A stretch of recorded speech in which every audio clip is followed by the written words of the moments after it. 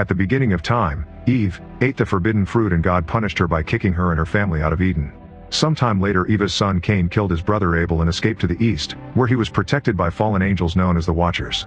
Eventually Cain's descendants were also helped by the Watchers and together they built the industrial civilization. Their city spread evil around the world, and only Seth's descendants could protect what was left. Many years later, a man known as Lamech is doing a special ritual to pass the responsibility of protecting humanity to Noah, who is his son and also Seth's last descendant. He starts by wrapping snakeskin around his arm, but before they can finish the ritual, they hear an alert warning them of an upcoming army. Noah immediately hides while Lamech approaches the army and learns that their leader wants to mine a special mineral known as Tsohar. When Lamech refuses, the leader responds by slapping him, saying that his city is starving and that his army will take what they want to survive. Then he rips off the snakeskin from Lamech's arm and kills him, causing Noah to run away. Decades later, Noah is now a proud family man. One day he's out gathering with his sons Ham and Shem when suddenly a drop falls from the sky and as soon as it hits the ground, it grows into a flower. Taking this as a sign, Noah gathers his sons to leave, but they stop when they see a creature scurrying away. Very slowly, Noah approaches it and finds a broken spear in its stomach that causes the animal to die. At that moment the poachers that attack the animal surround him, so Noah removes the spear from the creature and uses it to stab one of them. He then steals that poacher's spear and proceeds to fight the other guys, exchanging a few hits before killing them one by one. Afterward, Noah and his sons start a fire to say goodbye to the poor creature. In the evening, Noah returns home to his wife Nemeh and his third son Japheth and tells them about the flower he saw, but Nemeh insists he should rest. Sometime later, Noah shows up in a wasteland near a mountain, noticing blood under his feet. A flower suddenly blooming happens again, and at that moment, the land is fully underwater, drowning everything in sight. This makes Noah wake up screaming, and when he shares his nightmare with Nemeh, he says this was a dream sent by God to tell him the end of the world is coming. It turns out that the mountain in the dream is the home of Noah's grandfather, so the whole family begins making their way there. After lots of traveling, they reach an abandoned Tsohar mine and discover a bunch of dead scavengers. Suddenly they hear a girl's voice, and they follow the noise to find Elah, whose injuries are taken care of by Nemeh. Soon they hear dangerous men approaching, so the family brings Elah along and they run away with no choice but to walk into a cursed wasteland. Most of the men are scared and stop running, but a few of them still chase them so Noah stays to fight them while his family escapes.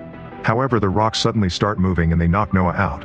He wakes up moments later and discovers he and his family have been left in a chasm.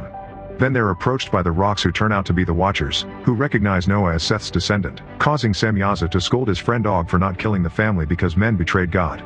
Noah tells them that God sent them but Semyaza doesn't believe him and the Watchers leave. When night falls, Nemeh puts Elah to sleep and points out that her wound won't let her have children. At that moment Noah hears a noise. It's Og, who begins guiding them out of the cams as he tells them the whole story. The Watchers were made of light, but when they chose to help mankind, God chastised them by turning them into rock and mud. The Watchers still shared their knowledge and thanks to it humans became powerful but also very violent. In the end, Noah's grandfather Methuselah was the only one who protected the Watchers by using a sword to scorch the earth and destroy the army that hunted down the Watchers. Now the other Watchers can't accept that God reached out to a human like Noah, but Og still guides them out of the wasteland and into a wonderful mountain. While the group rests, Noah and Shem climb the mountain and reach the cave where they find Methuselah, who touches Shem's forehead to instantly make him fall asleep so they can have privacy. As they share some tea, Methuselah explains that his own father had already predicted that God would destroy the world if men continued their ways, and that's the same prophecy Noah is seeing in his dreams now. Methuselah wonders if Noah believes that the destruction can be averted, and Noah says that the world will die by water but that he also saw new life, so he thinks there's more to the message. After Methuselah agrees, Noah realizes that his grandfather put something in the tea as he suddenly finds himself alone in the cave, which begins filling with water. A large structure appears before him and Noah watches how a herd of animals start swimming towards it. A light takes over the vision and causes Noah to wake up, so Methuselah asks what he saw. Noah concludes that the water is meant to cleanse them so God can start again. He's now sure that they can survive the flood, so Methuselah gives him a seed from the Garden of Eden. Afterward Noah returns to his family and tells them that humanity will be punished but they were chosen to save the animals, who are innocent. Then he proceeds to plant the seed from Eden as he finally realizes that he must build the ark from his dream to survive the flood. The next morning Noah finds Og getting dragged away by the Watchers, who call him a traitor. Noah begs the Watchers for their help, but Semyaza points out that last time they lost everything for helping men. When Noah keeps on insisting, Semyaza gets ready to hit him, but at that moment water begins coming out from the spot with the seed. This water spreads all over the place and helps plants sprout, bringing life back to the wasteland in the form of beautiful tall trees. Seeing this as a sign, the Watchers finally accept to help Noah build the ark. Years begin to pass and the water travels across the land to reach the animals, who drink it and immediately go to where Noah's family and the Watchers are building the ark with lots of hard work. The kids are now adults and Shem and Hila are in a relationship. One afternoon they're spending some time in private sharing some kisses, and Shem tries to kiss Hila's wound. However, she hates it because it still hurts. Shem also notices Ham spying on them, jealous because he doesn't have anyone. Suddenly tons of birds begin flying toward the ark, so the couple goes back and finds Japheth telling Noah about the birds. Noah sees this as a sign that the storm will begin soon. Afterward, the birds fly into the ark, settling down on the perches made for them. Since they're quite loud, Nameh burns some herbs to put them to sleep with the smoke. Noah explains to Japheth that each animal came in pairs of a male and a female, and after the storm, they'll repopulate the world. Ham hears this and later approaches Noah to point out that everyone has a partner beside him in Japheth, but Noah assures him that God will send everything they'll need. Soon also the snakes come and Japheth is scared, but Noah reminds him no animal shall be left behind. Sometime later, Ham is in the woods when he suddenly notices some women walking by. When he tries to follow them, a man shows up and tries to attack him, but thankfully a second man appears and kills the first one before Ham can get hurt. This man introduces himself as King Tuval-Cain, which causes Ham to point out that there are no kings in God's garden. Tuval-Cain laughs at that, and when he notices Ham staring at his war hammer, he offers it to him. Then Ham takes Tuval-Cain and his people to the ark, but Tuval-Cain stops him from going to his father, calling him his best soldier. Noah cuts in and reminds him that his son isn't Tuval-Cain's, so he makes him return the weapon and go to his family. Then Tuval-Cain claims that everything in this land including the ark belongs to him. When Noah argues that the ark was built to protect the innocent from God's cleansing, Tuval-Cain insists that God has long abandoned them and that his army will take what they want to survive. Recognizing his words, Noah realizes that this is the man who killed his father and immediately announces that he's the son of Seth, so the Watchers rise to protect him. Tuval-Cain's men are terrified, but Tuval-Cain isn't bothered and tells Noah that if God does try to wipe them out, he will return with legions to take the ark. After they leave, Tuval-Cain orders his men to make more weapons and warriors to fight the Watchers. Everyone begins working hard, however their camp is destroyed when the largest animals go through the forest to join the ark. A few days later, Hila approaches Noah to point out that Shem needs someone who can give him children. Noah assures her that she's a precious gift to his family, but Hila still asks him to find a new wife for Shem. Later in the evening, Noah visits Tuval-Cain's village, where he finds men trading women and children for meat. He watches in horror how girls scream when they're given to the soldiers to be slaves and how the soldiers toss a goat in exchange, which the villagers rip apart while it's alive. Afterward, Noah sees a vision of fire raining down on the village and blood under his shoes, so he decides to leave empty-handed. The next morning, Noah returns to the ark and Ham asks if he found them wives, but Noah says that there will be none. Ham replies that he can't be a man without a wife, but Noah just orders him to help his brothers. Furious, Ham yells at his father, so Noah pushes him and tells him that to be a man he must do what needs to be done. Humiliated, Ham runs away, and Hila chases after him. Later, Noah tells Nameh that evil is in all of them and decides that after the ark is done, they'll die with everyone else. Unwilling to accept this, Nameh goes to see Methuselah to ask for help for her children, but Methuselah agrees that men corrupted the world so God must wipe them out completely.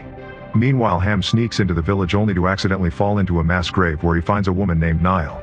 Realizing that she's hiding here to avoid men, Ham promises not to hurt her and shares some food before offering to help her escape.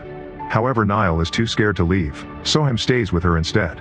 Back at the ark, Noah realizes his kids are missing and sends Shem to find them. Hila is still looking for Ham through the forest and eventually finds Methuselah. He realizes that he hasn't given her a blessing yet, so he touches her stomach, causing Hila to back away in pain. At that moment, she hears Shem calling for her, so Methuselah tells her to go. The couple reunites with a kiss and they finally get frisky with each other. Meanwhile, Noah and the Watchers finally finish building the ark. As soon as Noah closes the door, the sky darkens and rain begins falling, announcing the beginning of the end. Noticing this, Ham pulls Nile out of the pit to escape, and Tuval-Cain shoots his weapon at the sky, demanding an answer from God. When he gets nothing, he prepares his men for battle. Shem and Hila return to the ark, but Ham's still missing, so Noah goes to search for him. In the meantime, Tuval-Cain's army rushes to Noah's ark through the forest while Ham and Nile are running nearby. Suddenly Nile gets caught in a bear trap and falls, so Ham uses his own body to shield her from the upcoming army. At that moment Noah arrives and pulls Ham away, but Nile is left behind and she ends up trampled to death. Soon the army gets to the ark and a fierce battle begins between them and the Watchers. The giant creatures are very strong and use their rock arms to push the men away as if they were mere flies. While Ham and Noah make their way back to the ark, Tuval-Cain shoots the Watchers with Sohar, eventually hitting Semyaza in the chest. Then Tuval-Cain stabs the wound with a spear, pushing with all his strength until Semyaza explodes into a bright light that shoots to the heavens. When the Watchers realize that their leader returned home, they begin to fight more furiously and desperately, because now they know that dying will lead them to heaven. Little by little, the army loses a big amount of men, but the Watchers are also losing numbers without a care. A few men reach the ark, but Noah fights them fiercely and throws them off, unaware that Tuval-Cain is climbing the ark from the other side. 2 men manage to open one of the doors and Shem comes out to kill them, but Noah quickly sends him back inside. Eventually there are too many men to fight, so Og says goodbye to Noah and ends things for himself to join his family.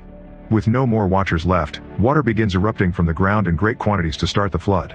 Noticing his, Tuval-Cain starts breaking his way into the ark, which Shem hears from the inside. In the forest, Methuselah eats his favorite berry before welcoming a wave that washes the forest away. The water destroys the army and reaches the ark, so Noah and Tuval-Cain hold on as the ark gets flooded with water too, shaking the structure and killing any remaining soldiers. However, soon it begins to float, which allows Tuval-Cain to enter through the hole he made while Noah reunites with his family through the door. People all over the land begin drowning and Elah and Shem beg Noah to save a few, but he insists that there's no room for them. Then the family gathers for dinner, ignoring the screams outside their walls as Noah shares the whole story of the creation and how everything had been perfectly balanced. He reminds them this is the fault of Adam and Eve because they ate the forbidden fruit, but after the great flood, paradise can begin once more with no men to destroy it again. Meanwhile, Ham secretly gives food to Tuval-Cain, explaining that he's helping him because Noah let Nile die. To Ham's surprise, Tuval-Cain suddenly takes a sleeping animal and eats it, saying that God made them in his image to subdue the animals, not serve them. Then he shares the meat with Ham, telling him it's their world to seize. Weeks pass and the family comes to the conclusion there's no land left. One night, Elah wakes up feeling sick. Using herbs, Nameh discovers that Methuselah healed Elah and she's now pregnant. Elah cries with joy, but Nameh realizes that this will anger Noah. Later Elah announces her pregnancy and Nameh confesses that she asked Methuselah for help, but Noah thinks that she undermined God. Feeling conflicted, Noah throws things to the floor and goes outside to beg to God not to make him kill his grandchild, to no avail. While Elah cries in Nameh's arms, they notice that the rain suddenly stops. The family comes out and Elah says that the rain stopped because God's blessing their child, but Noah disagrees as he announces that if the child is a boy, he will become the last man. If it's a girl, she must die to prevent her from mothering more children. Shem tries to defend his child, but Noah ignores him. A few months later, Japheth welcomes a crow that he sent out, but since its claws are clean, it means it didn't find land. He and Nameh meet with Elah and Shem, who are preparing a raft to leave. Learning that there's no land doesn't change their minds, they're still determined to save their baby. Afterward Nameh confronts Noah, begging him to punish her instead of their kids since she was the one that asked for Methuselah's help.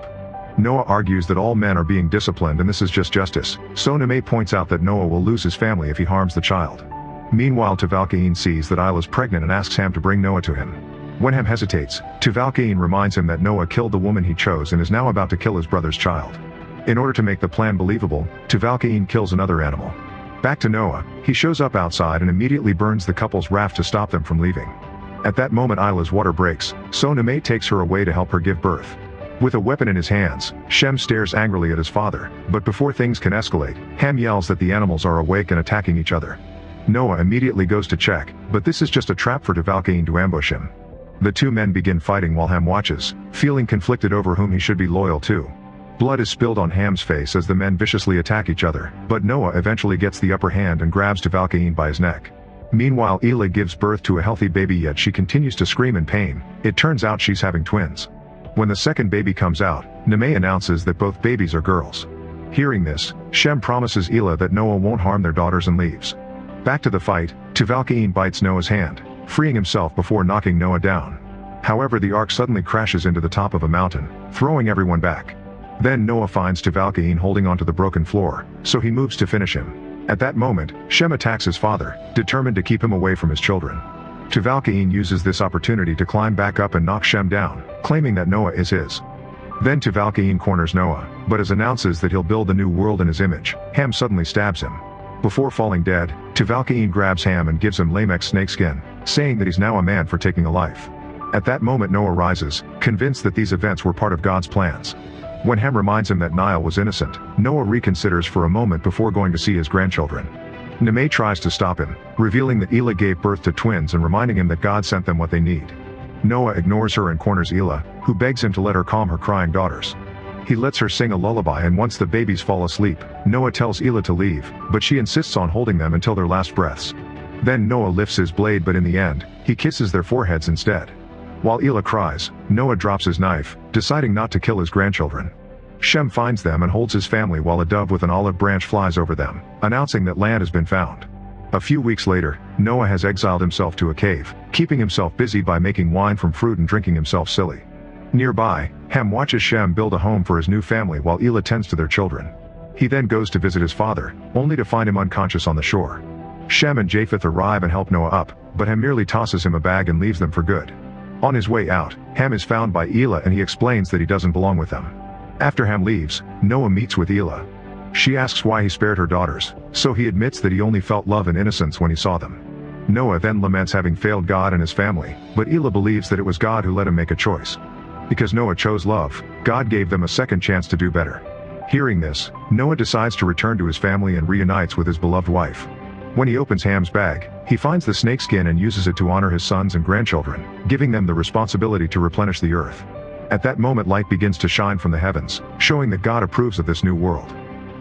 Make sure to subscribe and turn on notifications so you can watch more videos like this. Thanks for watching.